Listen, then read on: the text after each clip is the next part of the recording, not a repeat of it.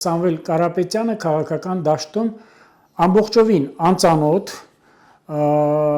այս բառը ես ասեմ չվիրավորելու համար, սակայն պիտի ասեմ ոտաբոբիկ, մերկապարանոց հայտարարությունը, իհարկե հիմա ես սա մերկապարանոց հայտարարություն արդեն չեմ համարի, որ ասել եմ մենք էլ մեր ձևով կմիջամտենք, որովհետև դրան այսօր հետևեց այլ բաներ, միջամտել չի ասել։ Մասնակցելը տեսեք, Մայրաթորի հետ կապված ռեֆորմիստական մոտեցումներին կամ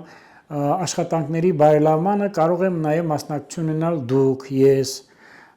ես մասնակցության առումով ոչ մի վատ բան չեմ տեսնում։ Հիմա ինչ էր ենթադրում Սամվել Կարապետյանի ասած մասնակցությունը։ Ես իմ պարագայում ես չեմ կամենա, որ լինեմ դրա բացատրողը, որովհետև կառավարությունը հստակ ունի ծրագիր Մայրաթորի ղեկավարության վեհարանից դուրս անելու հետ կապված։ Տեսեք,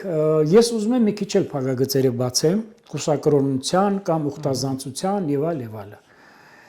Կարծեք թե կառավարության քաղաքականությունը գործողությունները, գործառույթը Մայրաթորի հետ կապված դարձյալ գնում է ոչ միայն անաչառ, անկողմնակալ, այլ գնում է կարծեք թե դաբլ ստանդարտների ճանապարհով։